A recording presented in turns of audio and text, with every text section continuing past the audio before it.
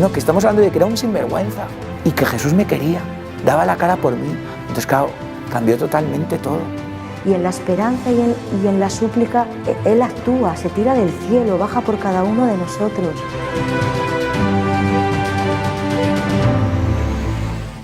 Me llamo José Manuel Anguiano Fernández, vengo de un pueblo de la costa de Granada, tengo 42 años y vivimos en un cortijo con mi familia y he venido para dar un testimonio de la misericordia de Dios, contar mi proceso y por eso también os doy las gracias por el esfuerzo que habéis hecho por acogerme para poder dar este testimonio. Y por un lado ha sido un proceso de búsqueda desde un ateísmo radical y sobre todo la parte a lo mejor más importante realmente es el encuentro que tuve con el Dios vivo en la Eucaristía, y tengo que contar eso que me ha pasado porque eso no es una experiencia solo para mí. Entonces eso sí que quería que se conociera, más que mi testimonio de lo que está pasando en mi vida. Yo a partir de la adolescencia empecé a separarme totalmente de Dios. Creo que uno de los motivos era por mi soberbia. Yo confiaba mucho en mi razón, en mi lógica.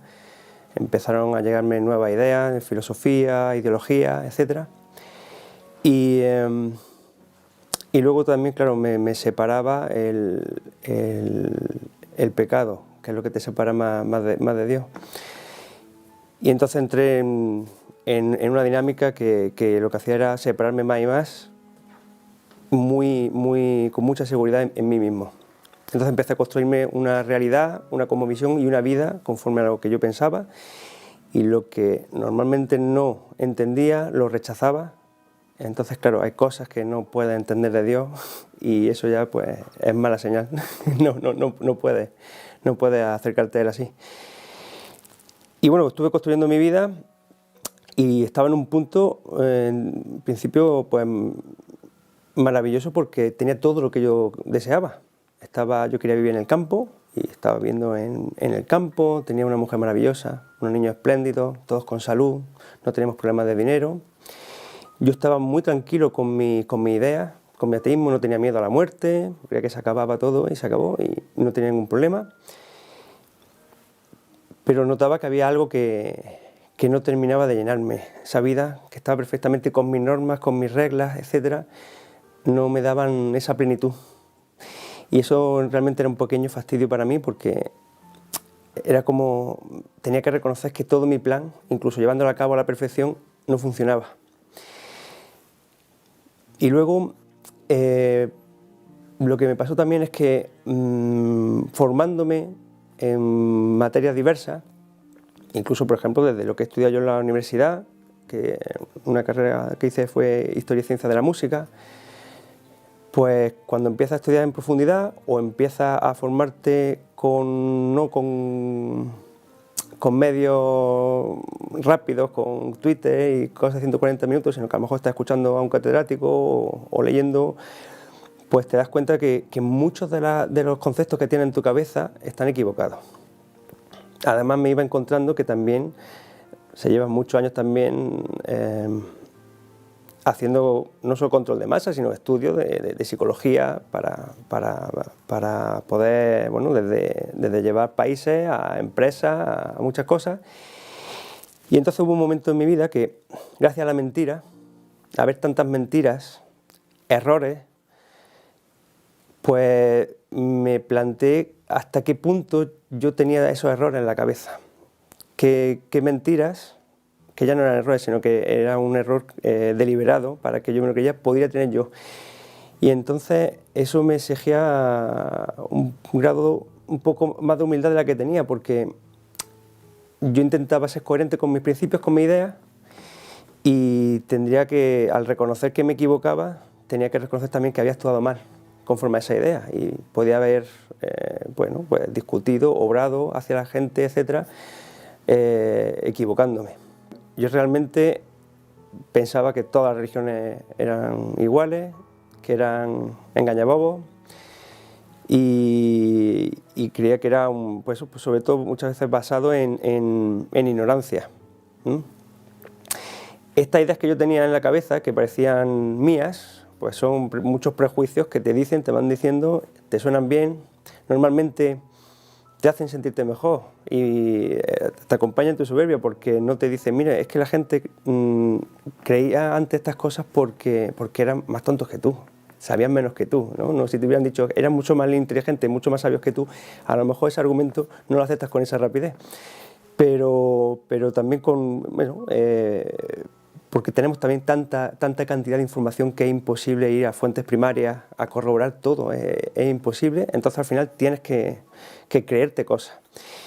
Y también ese es uno de los primeros pasos, darme cuenta de que yo realmente desde mi ateísmo tenía fe, y la fe, porque tienes que tener confianza y creer en, ya sea un libro de texto, ya sea un profesor, ya sea otras personas, ya sea un estudio científico. Tienes que creer que esas personas han hecho el estudio científico sin falsear los resultados, que no hay otro tipo de intereses detrás, etcétera, etcétera. Al final tienes que creer y poner confianza. Y eso es tener fe, en Dios también. No es una fe ciega. Fe ciega es otra cosa, y yo tenía fe ciega en ciertas cosas, como puede ser a lo mejor en la ciencia. Era una fe ciega que no cuestionaba siquiera. Y entonces empecé a darme cuenta también que había ciertos principios científicos, ciertos temas incluso, aunque no fueran científicos, fueran sociológicos, que no se podía hablar de ellos. Eran más difíciles de hablar o de cuestionar que un dogma de fe. Y eso también me chirriaba un poquito, y entonces empecé a buscar a ver hasta qué punto yo tenía ideas que fueran mentiras en mi cabeza. No solo errores, sino hasta mentiras. Entonces me propuse desaprender, intentar partir de cero y que todo con lo que yo me construyera mi realidad fuera con conocimiento directo mío. Y eso exige pues, mucho tiempo, esfuerzo, y es difícil porque vas muchísimo más lento. O sea, tienes que corroborar cada cosa que quieres creer. En el campo para mí era más fácil porque no me mentían los árboles, pero las cosas que iba conociendo del campo, por ejemplo, lo podía ir haciendo por conocimiento directo. Eso te ayuda también a no prejuzgar a la gente, es un buen ejercicio, pero es difícil, es muy difícil. Yo todo este proceso lo iba haciendo solo, lo iba viviendo solo, y fue durante bastantes meses. Entonces cuando yo empecé de cero, quise escuchar también, escuchaba a los filósofos, quise escuchar todas las opiniones de cualquier tipo de cosmovisión que hubiera en el mundo, otras religiones, otros movimientos, cualquier cosa.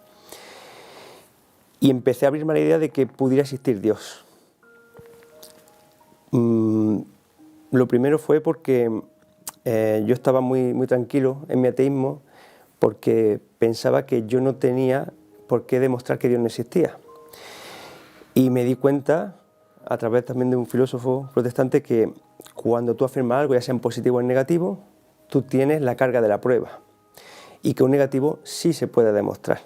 Yo ahora mismo podría demostrar que no tengo 3 brazos, o en cualquier juicio, para poder demostrar que eres inocente de una acusación, tú tienes que tener la posibilidad.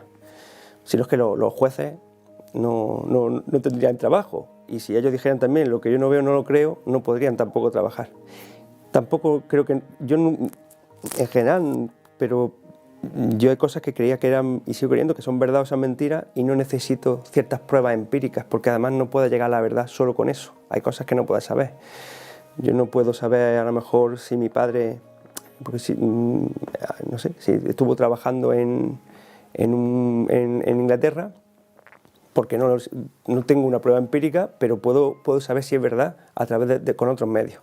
Entonces decidí buscar la verdad hasta donde me llevara, y el último sitio al que yo quería llegar, por mis prejuicios, era el catolicismo. Entonces, conforme yo iba buscando, iba encontrándome el cristianismo y el catolicismo en muchas áreas, y cuando me lo iba encontrando, como yo no quería llegar ahí, me iba a buscar en otra área, iba a buscar otra cosa, y lo iba rechazando. Entonces llegó un momento en el que estaba yo en un agnosticismo, que pensaba que podría haber un Dios todopoderoso, hubiera un Dios que fuera el origen y la causa del universo, de la vida. Veía, no solo ya por teorías científicas y filosóficas, pero podía ser, pero decía, esto a lo mejor yo no soy capaz nunca de dar con la respuesta, saber si lo puedo conocer. Y en ese momento todo esto era muy privado, lo hacía yo solo, yo no hablaba con mi familia, no hablaba con nadie. Pues mi hija me vino un día y me dijo, papá, quiero hacer la primera comunión. Y claro, era muy raro porque yo no alentaba eso. Mi mujer, que se había criado como protestante, la primera comunión no se hace allí, y también estaba muy lejos de la fe, no se vivía en casa, y las niñas de su clase llevaban ya un año y medio en las catequesis y no había ningún interés. Pero como ahí estaba yo con la duda, pues le dije, bueno, yo no voy a ser quien te lo quite porque no sé si es verdad o no, pero tiene que ser por fe, porque tú te lo creas, de verdad, porque no va a haber ni fiesta ni regalo. Pues yo pensaba, no me voy a gastar dinero en esto. Y mi hija me dijo, sí, vale, sin problema. Eso ya me descolocó un poquito, porque digo, esto no sé de dónde viene, pero bueno. Así que fui a la iglesia a hablar con el sacerdote, que no me había visto nunca. Éramos además bastante nuevos en el pueblo, y le expliqué un poquito la situación, y él me dijo que sin problema, me atendió muy bien, que podía asistir a las niñas a las catequesis. Y cuando yo me fui ese día a mi casa, después de hablar con el sacerdote, que llevaba mucho tiempo sin pensar en una iglesia, pues esas cosas a las que yo me reía y veía con cierto hasta desprecio, ¿no? Eso de las llamadas que pueda tener alguien, las llamadas de Dios, o esos impulsos, ese tipo de cosas, que como no me lo pueden demostrar a mí, pues como yo quería, pues me reía un poco de eso. Pues de repente cuando llego a mi casa, sin yo creer si existe Dios o no, todavía no lo tengo claro, y mucho menos el que se habla en la Iglesia Católica, pues tiene un impulso súper poderoso en mí que me movía, tengo que confesarme, me tengo que confesarme. Yo llevaba, no sé, pues yo hice la comunión y estaba en un colegio católico, pero llevaría, no sé, 30 años a lo mejor sin confesarme. Y tengo que ir. Entonces fui a llevar a mi hija a las catequesis que empezaba, y cuando la llevé le dije, mire, que quisiera confesarme. Y me dijo que vale, claro, sin problema. Y entonces en esa confesión, pues me vine abajo, empecé a llorar. Creo que empecé diciendo, he hecho de todo, porque no llevaba una confesión preparada, es que era un impulso que me llevaba, que tengo que hacerlo, y no sabía por qué. Y empecé a llorar, y empecé, no sé, a contar, pues, así un poco por encima todo. Y entonces yo sentí en ese momento que me estaban perdonando físicamente, una cosa que no puedo explicar como lo que sentí, porque es que es muy difícil, no tengo palabras para eso, pero sentí y lo sabía. Claro, me hizo sentir por un lado muy bien, pero desconcertado totalmente, porque digo, ¿esto qué es? Entonces me fui para mi casa después con mi hija, y tengo un segundo impulso, tengo que ir a misa. Y aproveché y a mi hija, oye, ya que vas a hacer la comunión, ¿por qué no vamos a misa? Bien, vamos a misa, te llevo yo, pero quería ir yo porque es que tengo que ir a misa, pero no sabía ni cómo contar lo que quería ir a misa.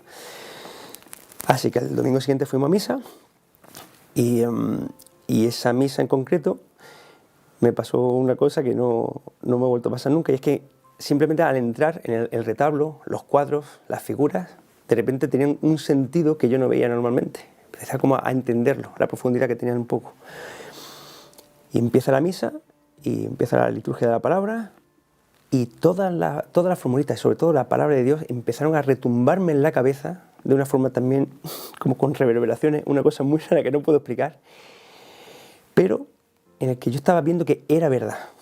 Y entonces, como lleva mucho tiempo en búsqueda de la verdad, estaba pletórico, estaba en el banco, quieto, callado en silencio, pero por dentro estaba saltando de alegría, porque está diciendo, es que es verdad, es eso, esa es la verdad, que lo estoy viendo, lo estoy diciendo, cada palabra, hasta donde llegaba.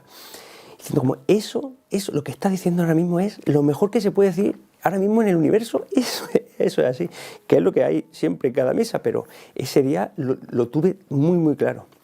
Y como me acababa de confesar, estaba en misa, pues fui a comulgar. Y sin poder usar ese argumento que se usa muchas veces de la autosugestión para ciertas cosas, porque yo había ido a misa, había comulgado muchas veces y nunca me había sentido nada especial, pues fui a comulgar. Y cuando el sacerdote puso la hostia consagrada en mi lengua, pues de repente, del pecho hacia arriba, noté una explosión de amor, de calor físico, que es que tampoco se puede, porque como no lo sientes normalmente, no sabes bien cómo describirlo, que me hizo empezar a llorar y a llorar. Y me volví para el banco y mi hija preocupada, papá, ¿qué te pasa? Claro, nunca la llevo a mí, estoy ahí llorando, digo, tranquila, no lo sé lo que me pasa, pero es bueno, sabía que era bueno, me duró como unos 10-15 segundos. Y claro, eso fue ya que me dejó en shock. No sé qué está pasando aquí. Pero claro, tenía una certeza, al salir de esa misa, tenía la certeza de que Dios estaba de una forma que yo no podía comprender en la Eucaristía y de que era amor, que me había buscado y sin yo merecérmelo y por su misericordia me había llevado a confesarme, a perdonarme.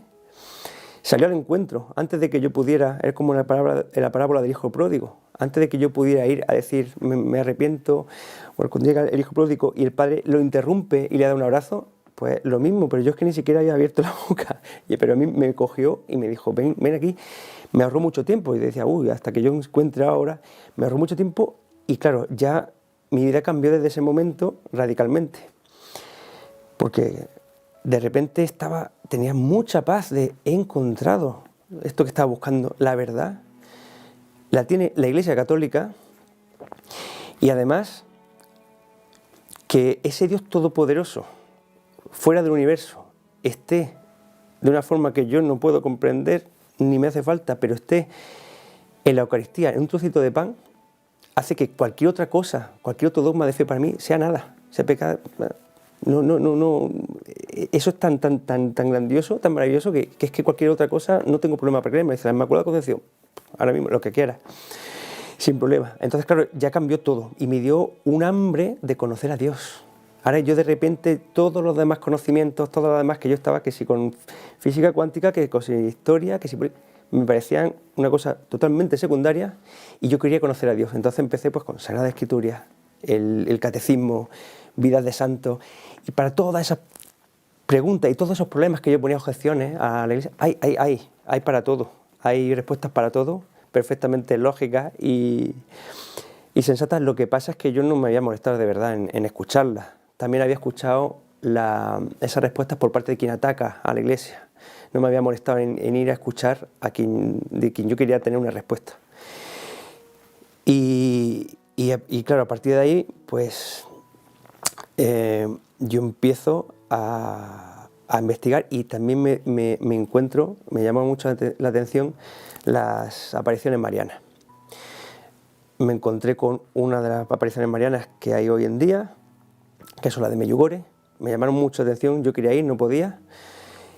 Y la Virgen ahí daba unos mensajes que los da siempre, y no es que diga nada nuevo, pero lo repite con mucha constancia. Una era en la Eucaristía, que eso no me lo tenía que decir porque lo tenía yo muy claro. De hecho, los primeros 2 meses, con la palabra de Dios no, pero con la Eucaristía tuve esa experiencia, la tuve durante 7, 8 veces, que yo no las conté porque digo, a lo mejor esto se repite siempre, no lo sé. Pero empecé a hacerle caso a la Virgen, porque yo decía, yo con mis pensamientos y mi lógica me ha llevado a un sitio muy malo, a un error muy grande, y ahora voy a confiar en Dios, lo entienda o no lo entienda, voy a confiar en Dios y en la Virgen también. Y entonces empecé a hacerlo, empecé a hacer ayunos los miércoles y los viernes a pan y agua, empecé a hacer el rosario diario, me consagré al Inmaculado Corazón, a leer la Biblia, etc. Claro, esto en mi ambiente y en mi casa era una locura, ¿no? mi mujer, pues, de repente, a lo mejor salía, me veía rezando el rosario de rodillas y decía, ¿esto qué es? Empezó a haber un cambio en mi vida a nivel exterior muy grande. Y yo, que no me callo ni bajo de agua, que no soy capaz de hacer una sorpresa porque quiero contarlo todo, pues yo que me había encontrado con esto, que tenía, que como dices, que sé cómo me encuentro una mina de oro y a la persona que quieres se lo quieras contar. Bueno, esto es muchísimo más grande que una mina de oro.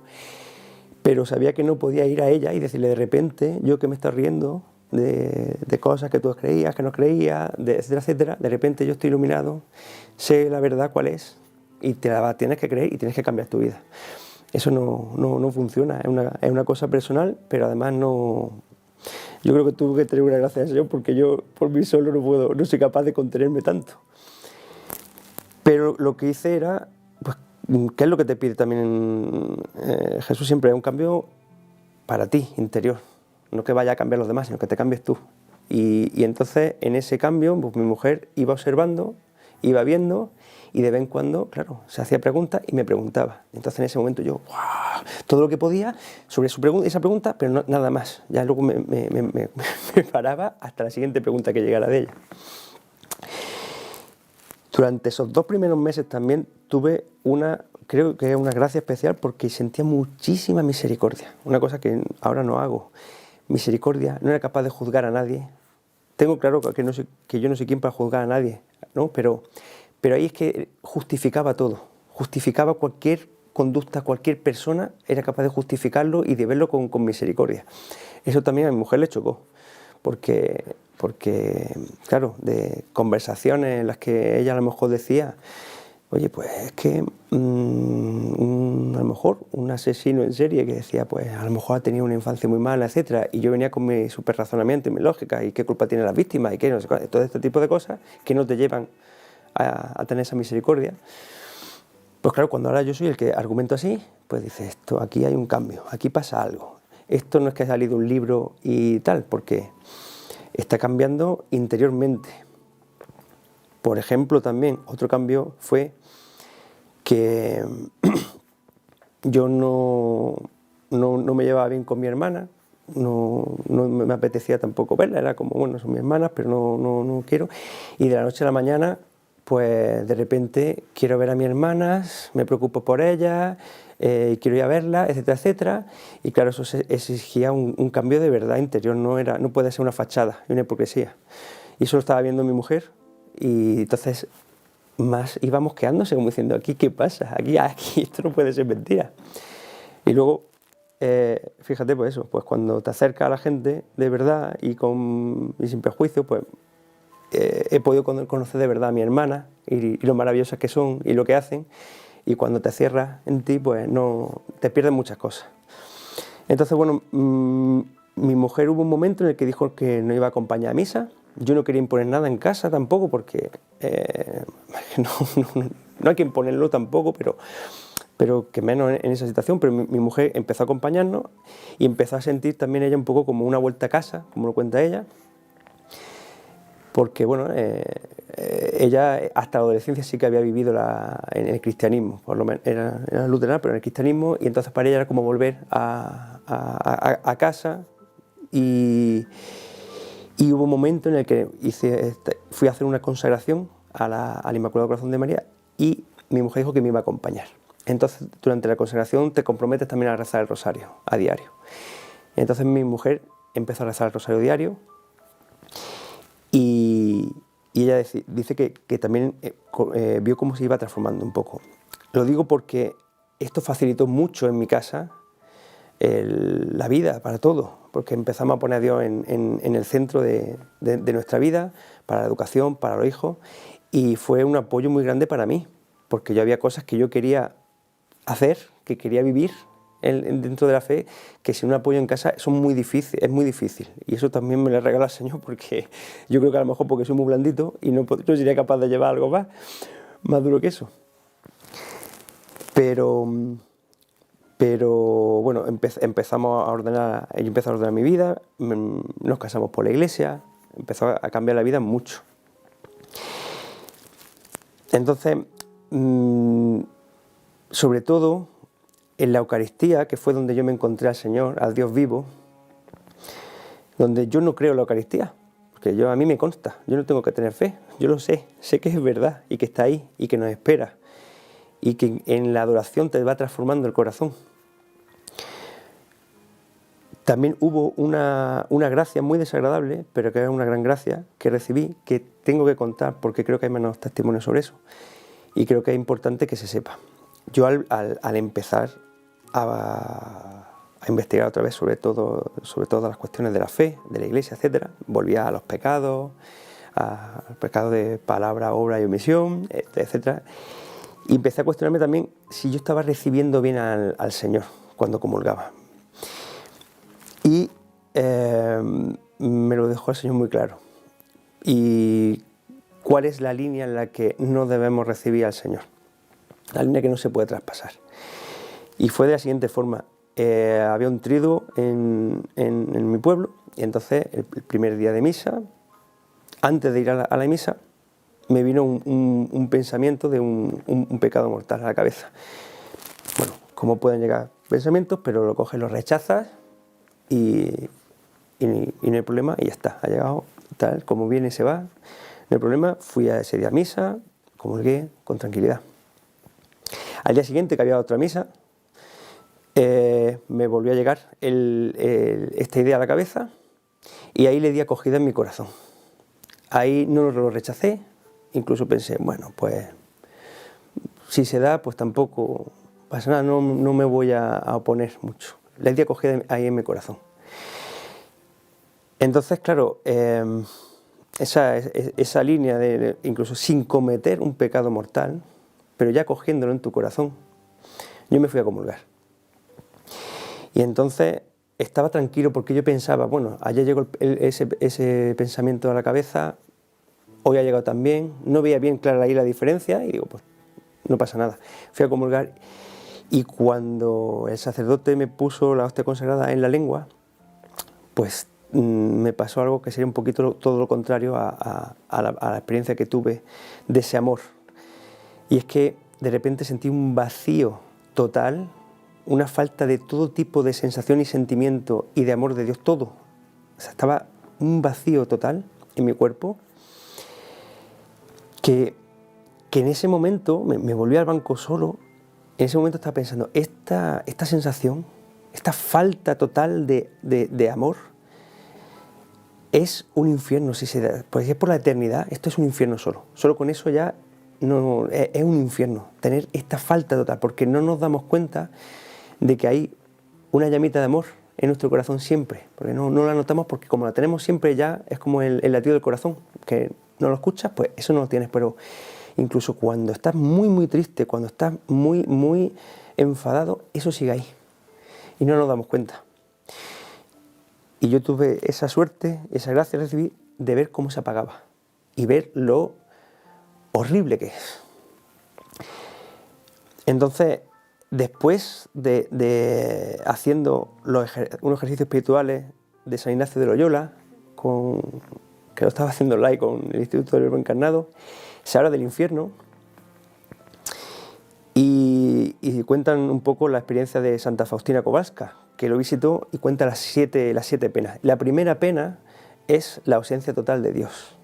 Y yo cuando lo estaba viendo, digo, eso es lo que yo he sentido, eso es lo que yo he podido ver, eso es un infierno ya, solo con eso es un infierno.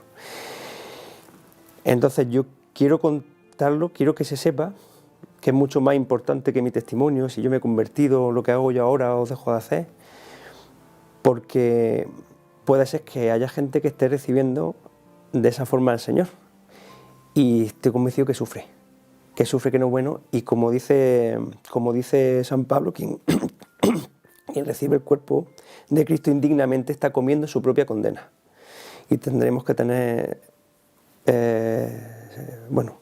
saber lo que estamos haciendo, ser muy, muy, muy conscientes, ir con mucha reverencia y con el corazón limpio. Y entonces, bueno, pues que se sepa y que quien tenga la responsabilidad de comunicárselo a su hijo o a los catecúmenos o a su parroquia también, que lo cuente, porque podemos estar haciendo una cosa mucho peor de lo que nos pensamos. Y además tener una respuesta muy clara cuando Jesús dice quien coma de este cuerpo, ¿no? Tendrá el reino de los cielos, claro, porque se supone que tú para poder comer ese cuerpo no puedes tener pecados mortales. Si tú lo comes es porque no tienes pecados mortales, tienes el cielo garantizado, te lo garantiza el Señor, pero no puedes tenerlo ni siquiera en tu corazón, y eso ya es más difícil, ¿eh? Una de las cosas que yo me iba encontrando durante mi búsqueda es que muchas veces él se rechazaba el cristianismo porque es muy exigente, te exige mucho y no quieres. Hay muchísimas otras opciones mucho más cómodas, lo que pasa es que te da mucho menos. Te exige un esfuerzo mayor, pero te da muchísimo más. Ya no es, yo puedo tener momentos más malos y más buenos ahora. El Señor al principio como que me dio muchos caramelitos porque era un bebé en el camino de la fe. Luego ya me lo ha ido quitando, ya tienes que luchar tú más y tienes momentos buenos y malos, pero nunca estás solo y nunca tienes ese vacío y sabes por dónde vas, hacia dónde vas, tienes esa tranquilidad, esa seguridad. Entonces eso, o ese amor, poder llegar a sentir ese amor de Dios, ese ser que está fuera del universo, todopoderoso, que sabes que de cada uno de sus hijos se preocupa y se ocupa, y que lo está viendo, y que está deseando, te deja, te respeta tu voluntad y tu libertad, pero está deseando que vuelvas porque como padre que es, y está deseando, y si nos ponemos a tiro, si vamos con la suficiente humildad, creo yo, ¿no? Que busca haya, ¿no? Dice la Escritura. Si vas con humildad, buscando la verdad y aceptando las consecuencias de eso que pueden tener en tu vida, yo creo que Dios se va a hacer presente y te lo va a poner claro y lo va a poder, si no es con esta experiencia, es con otra.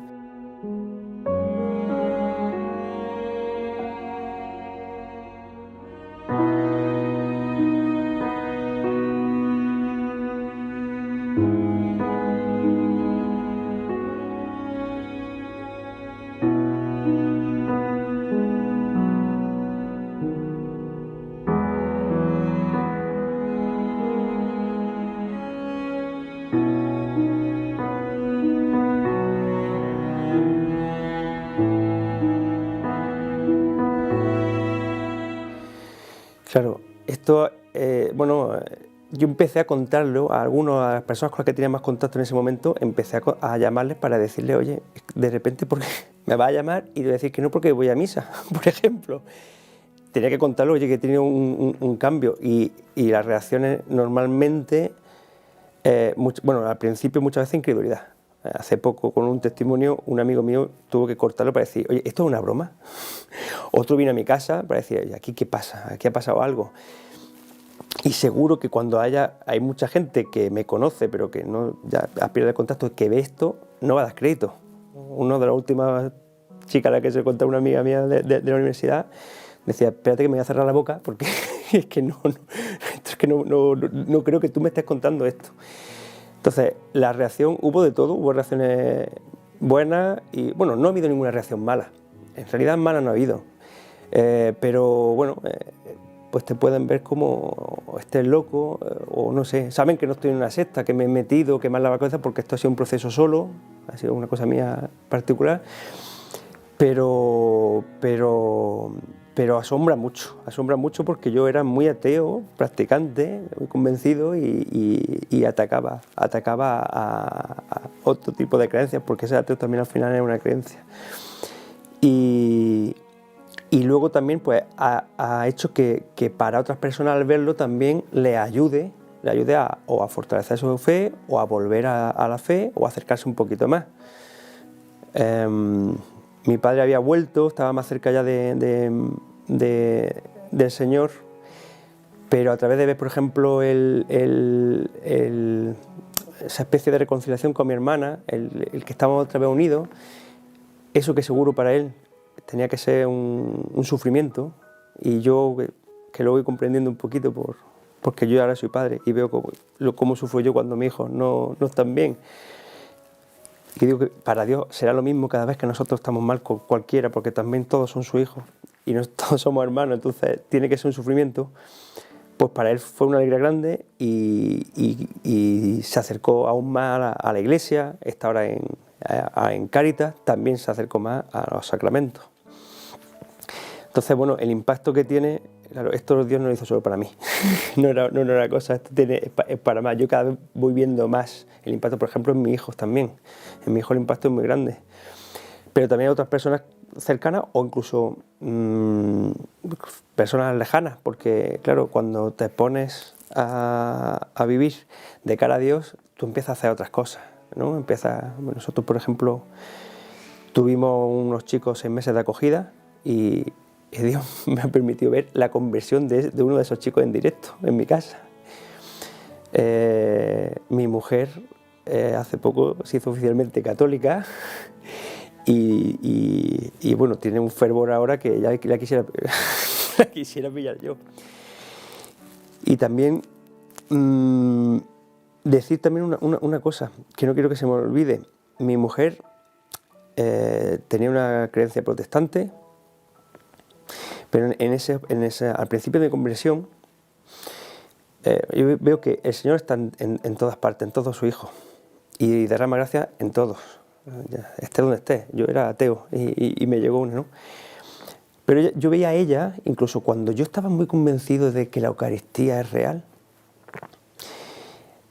yo veía a ella que ella en vivir la fe, en vivirla, que al final lo que tienes que tener es amor y misericordia hacia los demás, ella iba muy por delante. Yo en concepto a lo mejor yo podría haber averiguado la verdad, podría saber, pero en ella desde su protestantismo iba muy lejos, tenía que ir yo a buscarla todavía. Entonces, bueno,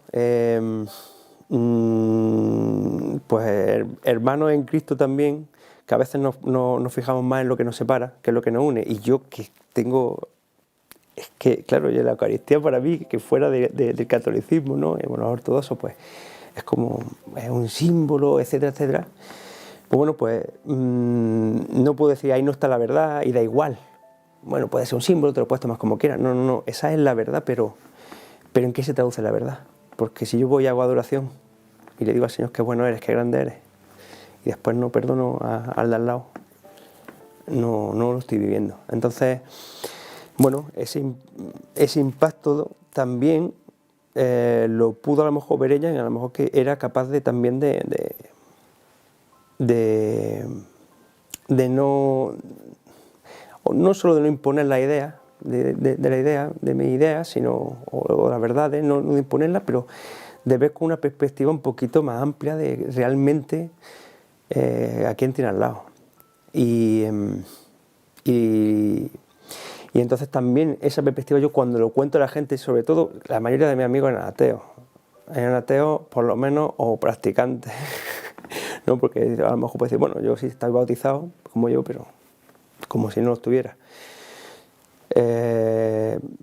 Pues claro, yo también los puedo comprender mucho. Yo ahora mismo rezo por amigos, rezo por la conversión de mucha gente, ¿no? Porque espero, aunque sea el último segundo de su vida, que acepten al Señor y que puedan irse a la eternidad con Él. Pero entiendo también su postura y no puedo, lo mismo que hice con mi mujer, no puedo ir a decirle, mira, es que esto es la verdad, yo te puedo contar, mira, esto es lo que me ha pasado a mí, este es mi testimonio y tú ya haz con él lo que quieras. Dios, claro, para nosotros ahora mismo, Dios es el centro de nuestra vida de cada día. Entonces, eso se traduce en oración, en sacramento, y luego en otros hechos concretos como puede ser, pues por ejemplo, intentamos ayudar en 2 parroquias, lo que podemos. Mi hijo es monaguillo, estamos intentando colaborar también con Mary's Meals, intentamos ayudar al Señor, a su hijo, como podemos, y luego, por ejemplo, pues también a dar a conocer su verdad. Yo estoy ahora dando unas pequeñas catequesis también en la parroquia, y estamos, pues bueno, para mí los viajes son peregrinaciones. Lo único que tengo ganas de hacer ahora mismo son peregrinaciones y encontrarme más cerca otra vez con el Señor y sobre todo con la Virgen. Ahora vamos camino de Lourdes, pero hemos estado con los niños en Fátima, en Medagravandal, hemos estado en Medjugorje. En Medjugorje, de todas las experiencias que hemos tenido, ha sido la experiencia más espiritual, ha sido una maravilla. Ha sido tocar un poquito el cielo antes de llegar, de cómo con el grupo que hemos tenido era todo pues como deberíamos de ser siempre todos, de no pensar más del otro, no poner tu ego por delante, ayudarse. Pues eso que a veces que podría a lo mejor ser más fácil, pero por nosotros y nuestro ego a lo mejor no lo hacemos, pues lo hemos podido vivir allí. Hemos recibido también otro tipo de gracias allí también, respuestas también. Entonces, como mi vida ahora mismo es el Señor, yo lo intento buscar todo lo que puedo. Entonces en las peregrinaciones me acerco, me ayuda, son acercamiento espiritual. Sé que está en la Eucaristía y voy, ¿no? Pero a veces el moverte, el ponerte en camino, te ayuda a encontrarte más. Evidentemente esto es un camino, esto es un proceso, hay días malos, no siempre consigues lo que quieres, pues intentamos también ayudar dentro de lo que podemos pues a personas que están fuera, personas que están cerca, en la familia, y luego intentas poner a lo mejor un pequeñito escaparate por si a alguien parece que le gusta, pues ya puede a lo mejor venir y preguntar. No vamos a buscar gente porque creo que eso puede generar un rechazo, ¿no? Oye, porque claro, y decirle a alguien, oye, ¿sabes que Jesús te ama? Pues yo sé desde mi perspectiva anterior cómo suena eso, el rechazo que crea, entonces no hacemos eso, pero sí que es verdad que, por ejemplo, el chico este que tuvimos, pues empezó a tener, bueno, me pasaron varias cosas, tuve también varias experiencias, pero empezó a preguntar y a querer y tal, y entonces, qué bien, gracias Señor que me da la oportunidad de poder ser testigo también con él. Y ese chico, por ejemplo, pues tuvo un cambio brutal, pasó de vivir casi en la calle a estar ahora mismo pues en el cenáculo, en Fátima, viviendo en Fátima, queriendo dedicarse a los demás, a dar testimonio y a ayudar a otras personas. Claro, tú ves eso y dices, yo, evidentemente no por mí, pero es darle gracias al Señor por poder verlo. Eso es que es un esfuerzo, pero es que ver ese tipo de cosas es un regalo, te da regalos. Tú te esfuerzas por el Señor y el Señor te lo devuelve. Te lo devolverá en la otra vida más todavía, pero aquí también, aquí puedes verlo. Entonces, pues intentar ser agradecidos con el Señor, con todas las gracias que nos va dando, porque no es ni medio normal. Y seguir en el proceso, porque eso también me he dado cuenta. El Señor te espera y sabe tus debilidades. Y sabes que tú no puedes ser un santo de la noche a la mañana. Y también he visto ese proceso. Por ejemplo, una cosa que no he contado, yo cuando tuve esta búsqueda, yo tenía un mapa turístico LGTB. Y yo lo mantuve varios meses. Y te espera. Y si tienes siempre, pues a veces, pues claro, es que a ver, y económicamente, y esto y tal, y te espera, y te entiende como padre, pero espera también de ti. Entonces, si tú te pones en camino, si tú quieres, él sabe lo que tardas, pero te tienes que poner en camino. Y eso también lo voy viendo en el Señor, que está presente por cómo va actuando, porque tiene que también respeta nuestra voluntad y sabe nuestras debilidades y cómo somos, pero cómo va actuando poco a poco también y va puliendo. Yo todavía soy un diamante bruto, me tiene que pulir mucho, un diamante brutísimo. Pero bueno, pero tengo esa esperanza en él que digo, bueno, tú lo tendrás que hacer, y yo me pongo en camino, y por eso intentamos tener presente y que el camino sea de nuestra vida ahora mismo es hacia Dios. Si alguien se apunta, pues lo acogemos.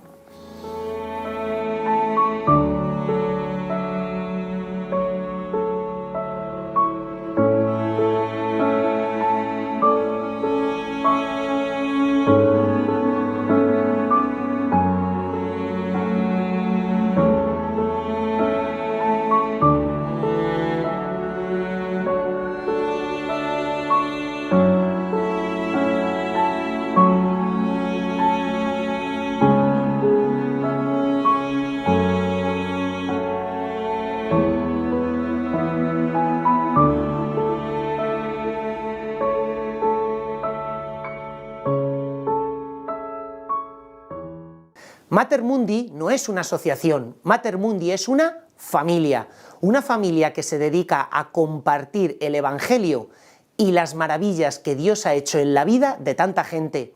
Te lo digo a ti, que ya tienes experiencia del bien tan impresionante que hacen estos vídeos.